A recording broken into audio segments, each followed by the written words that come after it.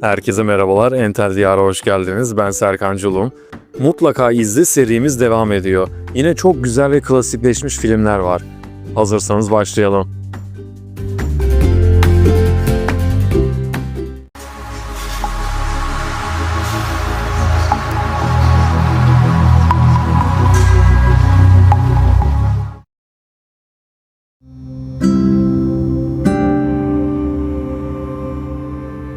İlk filmimiz The Godfather. Francis Ford Coppola'nın efsaneleşmiş mafya destanı The Godfather, Amerikan sinemasının en önemli yapıtlarından biridir.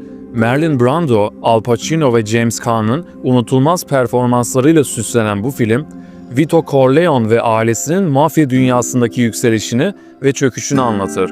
Aile, sadakat ve güç ilişkilerini işlerken izleyiciye mafya dünyasının insani yönlerini de gösterir. The Godfather, izleyiciyi suç dünyasının içine çekerken aynı zamanda ailenin, sadakatin ve ahlakın karmaşık doğasını da irdeleyen derin bir hikaye sunar. Film, görselliği, atmosferi ve karakterlerin derinliği ile adeta izleyiciyi içine çeken bir efsaneye dönüşür. Diğer filmimiz Schindler'in Listesi. Steven Spielberg'in yönettiği bu etkileyici film, İkinci Dünya Savaşı sırasında Nazi Almanyası'nda geçen gerçek bir hikayeyi anlatır. Oskar Schindler, savaş sırasında fabrikasına çalıştırmak üzere Yahudileri işe alarak hayatlarını kurtarmaya çalışır.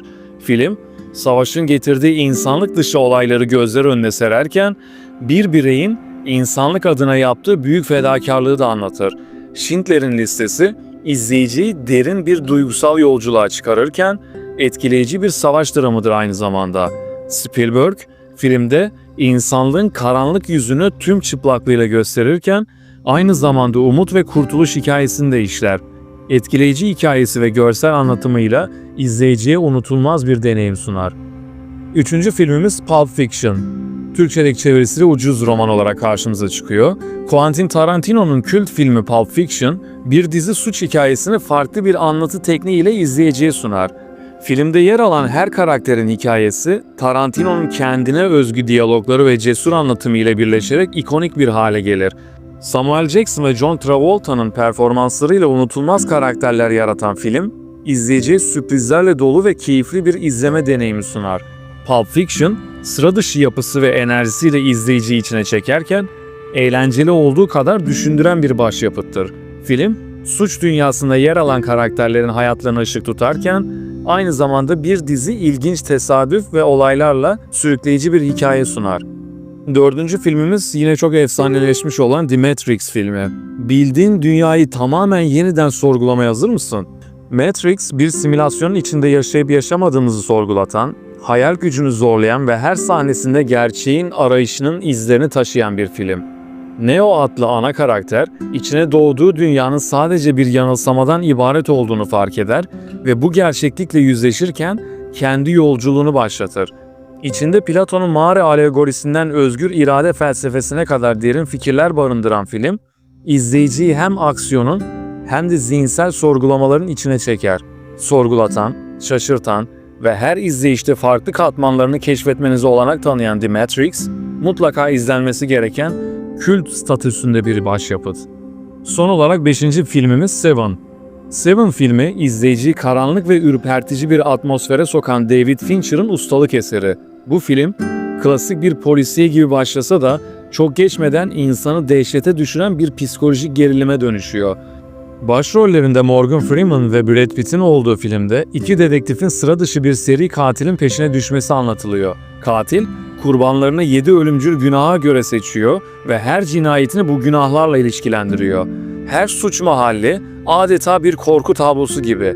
Bu grotesk detaylar hem ürkütücü hem de izleyicinin merakını tırmandıran nitelikte. Filmin gücü sadece cinayetlerin işlenişi ve gerilimi yüksek sahnelerden değil, aynı zamanda karakterlerin psikolojik derinliklerinden de geliyor. Morgan Freeman'ın canlandırdığı yaşlı ve deneyimli dedektif Somerset ile Brad Pitt'in oynadığı genç ve idealist dedektif Mills arasındaki dinamik, hikayeye ayrı bir katman katıyor. Somerset dünyayı yorgun bir şekilde izleyen, kötülüğün derinliğine şüpheyle yaklaşan biri. Buna karşılık Mills, adalete olan inancını kaybetmemiş, daha sert bir yaklaşıma sahip. İkilinin yollarını cinayetlerin arkasındaki korkunç gerçekleri ortaya çıkarmaya başladıkça kesişiyor. ve kendilerini akıl almaz bir kabusun içinde buluyorlar. Film son ana kadar temposunu düşürmeden ilerliyor ve final sahnesiyle izleyiciyi adeta derin bir sorgulamaya itiyor. Fincher'ın yönetimindeki her sahne görsel olarak karanlık, iç karartıcı ve bir o kadar da dikkat çekici. Her karede insanın içindeki iyi ve kötü çatışmasını derinlemesine hissettiriyor. Seven sadece bir polisiye gerilim değil, aynı zamanda ahlak, adalet ve kötülüğün doğası üzerine derinlemesine düşündüren bir yapım. Eğer etkileyici bir senaryo, çarpıcı bir atmosfer arıyorsanız, Seven kaçırılmayacak bir deneyim. Bu filmden sonra suç ve cezaya dair aklınızda yeni sorular oluşacak ve etkisinden uzun süre çıkamayacaksınız. Başka bir podcast'te ve film önerilerinde görüşmek üzere. Kendinize çok iyi bakın. Hoşça kalın.